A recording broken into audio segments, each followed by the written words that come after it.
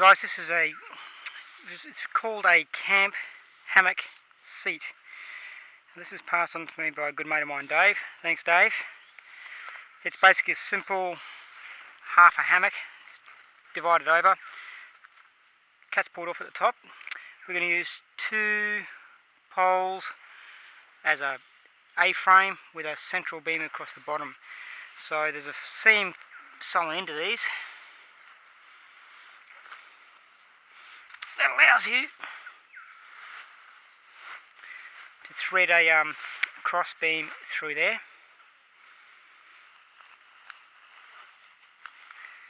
Fire's over there going great guns. Nothing more rewarding than having to work for a bit of fire. Too many people take fire lighting for granted. Fine weather survivors, or bushcrafters, or whatever you want to call yourselves these days, in this world of many different things. So we can use, in this case, I'm just going to lash these over with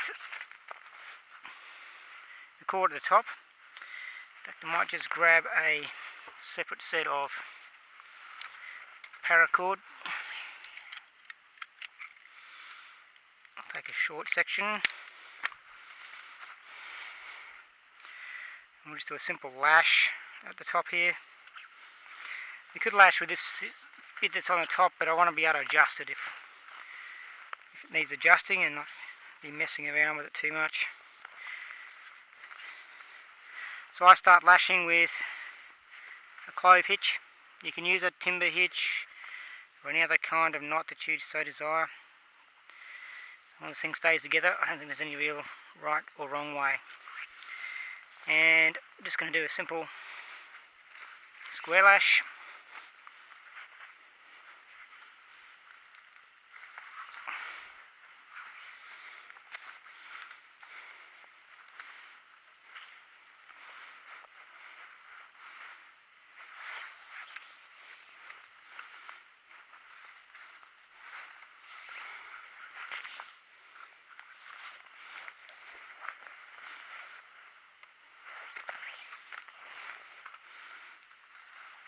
Make sure you keep tension on these things as you pull it up, keep tightening it, wrapping that cordage material tight. I'm going to put in what I call a belly band here at this point. This is going to change direction, go around the centre. I take it from parachuting. I don't know if it's got a real name, but belly band seems to fit. And it just cinches in those 2 poles nice and neatly. And then I'm going to return to my square lash again, just to finish off. Just going to do a simple reef knot now to finish the lashing off.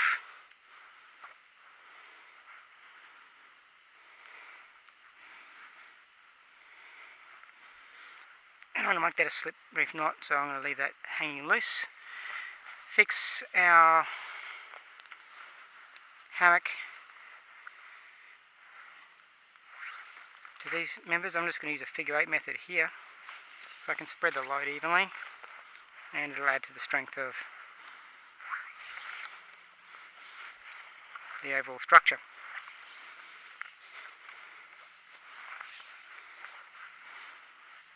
Oops, that should go down there.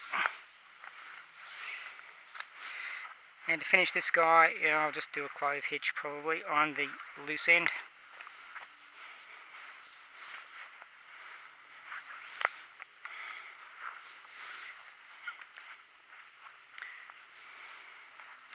Again, I'm just going to put a slip knot in here.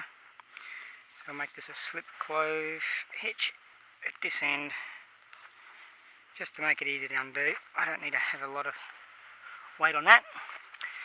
And that's that bit. Now this is going to be quite low to the ground. See if we can get it up against our tree.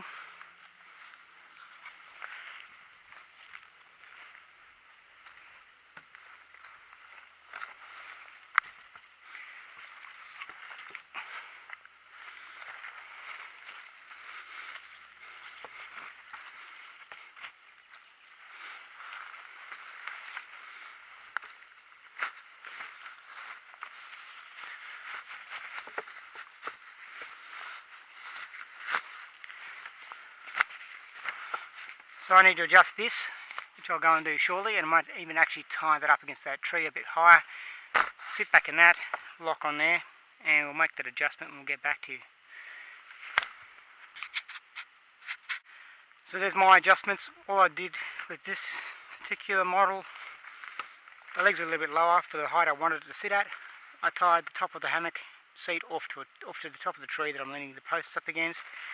There's my X-rail, or cross rail there, and I sit comfortably in this section and watch the fire.